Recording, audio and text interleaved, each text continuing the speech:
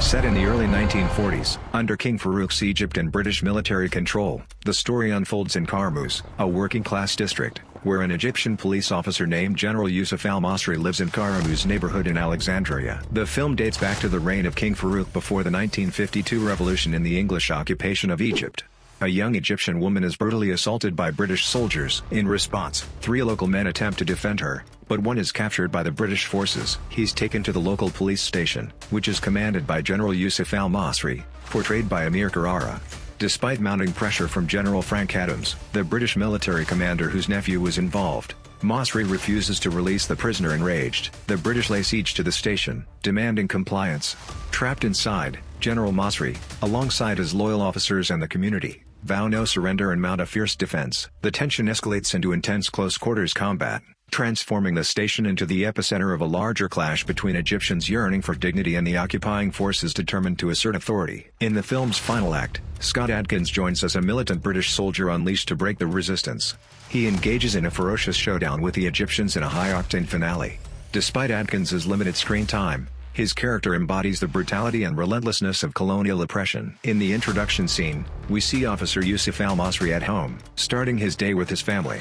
His younger sister is making breakfast, and he playfully scolds her, showing the close and teasing relationship they share as siblings. Breakfast is getting Such cold. disrespect!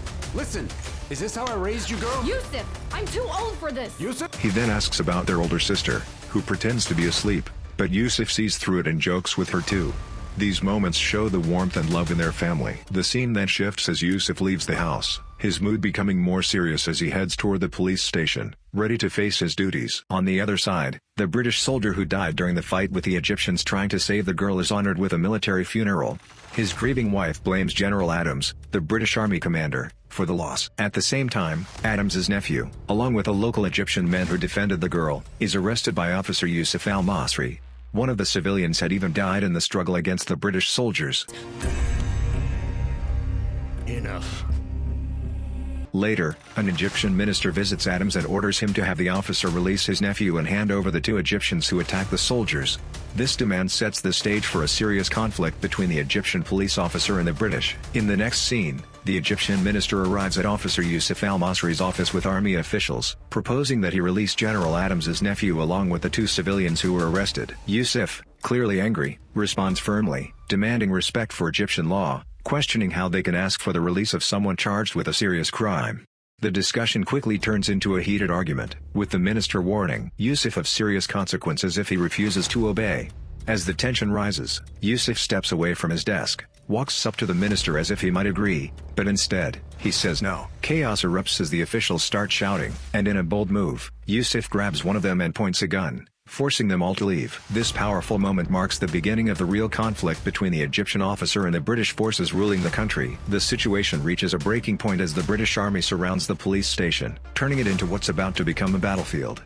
Inside, Officer Youssef al-Masri stands before his team and calmly addresses them, saying he sees fear in their eyes, but reassures them, no one is going to die today.